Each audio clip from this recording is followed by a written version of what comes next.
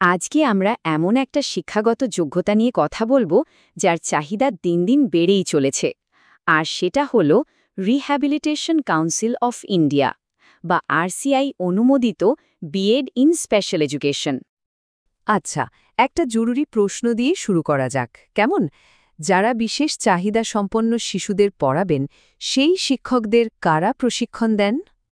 এর উত্তরটা কিন্তু লুকিয়ে আছে একটা বিশেষ ডিগ্রির মধ্যে।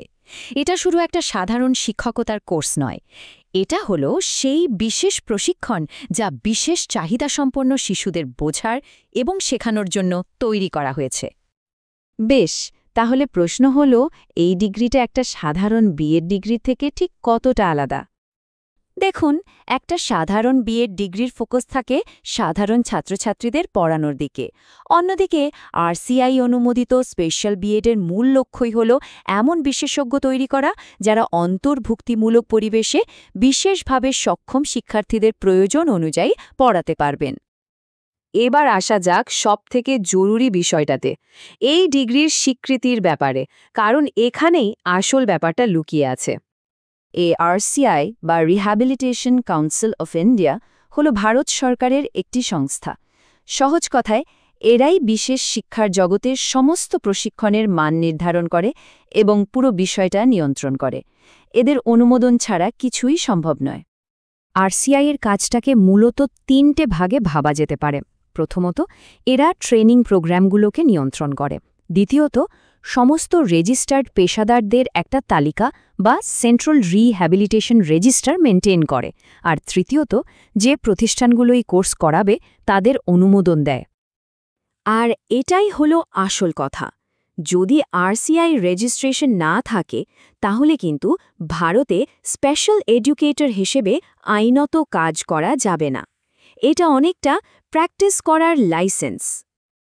এই যোগ্যতাটা আসলে একটা চাবির মতো, যা স্পেশাল এডুকেশনের জগতে ক্যারিয়ারের অনেক নতুন দরজা খুলে দেয়। এই ডিগ্রিটা করার পর কিন্তু অনেক দরজা খুলে যায়। যেমন ধরুন, প্রাইভেট স্কুল থেকে শুরু করে বিভিন্ন পুনর্বাসন কেন্দ্র, এনজিও, এমনকি উচ্চশিক্ষা আর গবেষণার ক্ষেত্রেও প্রচুর সুযোগ রয়েছে। তবে আসল আকর্ষণটা কিন্তু অন্য জায়গায়, আর সেটা হলো সরকারি স্কুলে এর চাহিদা হু হু করে বাড়ছে। কিন্তু হঠাৎ করে এত চাহিদা কেন? এর পেছনে আছে কয়েকটা বড় কারণ, যেমন আরপিডব্লিউডি অ্যাক্ট 2016 বা ন্যাশনাল এডুকেশন পলিসি 2020-র মতো জাতীয় নীতি। এই নীতিগুলোই নিশ্চিত করছে যে প্রত্যেক স্কুলে যেন স্পেশাল এডুকেটর নিয়োগ করা হয়, আর সমগ্র শিক্ষা অভিযানের মতো উদ্যোগ এই চাহিদাটাকে আরও বাড়িয়ে দিচ্ছে। সোজা কথায় বলতে গেলে, যারা সরকারি স্কুলে একটা নিশ্চিত আর সম্মানজনক চাকরি খুঁজছেন, তাদের জন্য এই আরসিআই বিএড ডিগ্রিটা একটা অপরিহার্য যোগ্যতা হয়ে দাঁড়িয়েছে। শুধু তাই নয়, এই ডিগ্রিতে কিন্তু নিজের পছন্দের বিষয়ে স্পেশালাইজেশন বা বিশেষজ্ঞতা অর্জনেরও সুযোগ আছে। যেমন ধরুন, কেউ যদি ভিজুয়াল ইম্পেয়ারমেন্ট বা দৃষ্টি প্রতিবন্ধকতা নিয়ে কাজ করতে চান, তাহলে তাকে ব্রেল লিপি, সহায়ক প্রযুক্তি এই সব বিষয়ে প্রশিক্ষণ নেওয়া হয়, যাতে ছাত্রছাত্রীরা আত্মনির্ভরশীল হতে পারে। আবার ধরুন, অটিজম স্পেকট্রাম ডিসঅর্ডার বা এএসডি, এক্ষেত্রে শেখানো হয় কিভাবে ছাত্রছাত্রীদের সঙ্গে ঠিকমতো যোগাযোগ তৈরি করা যায়, তাদের আচরণগত প্রয়োজনগুলো বোঝা যায় এবং একটা কাঠামোবদ্ধ পরিবেশে তাদের শেখানো যায়।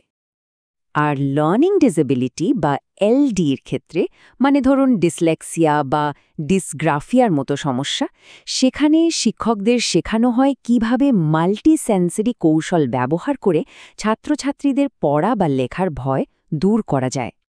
তাহলে পুরো রাস্তাটা কি দাঁড়ালো? খুব সহজ। প্রথমে আরসিআই অনুমোদিত প্রতিষ্ঠান থেকে বিএড কোর্সটা শেষ করতে হবে। তারপর আরসিআইতে পেশাদার লাইসেন্সের জন্য রেজিস্টার করতে হবে, আর তারপরই স্কুল, এনজিও বা সরকারি চাকরির জন্য আবেদন করার দরজা খুলে যাবে। শেষ পর্যন্ত এটা কিন্তু শুধু একটা চাকরির ব্যাপার নয়, এটা হলো এমন একটা ক্যারিয়ার বেছে নেয়া যার একটা গভীর উদ্দেশ্য আছে, একটা ইতিবাচক প্রভাব ফেলার সুযোগ আছে। যখন সরকারি ক্ষেত্রে এমন একটা ফলপ্রদ ক্যারিয়ারের দরজা খোলা, তখন প্রশ্নটা হলো, কী ধরনের প্রভাব আপনি ফেলতে চান?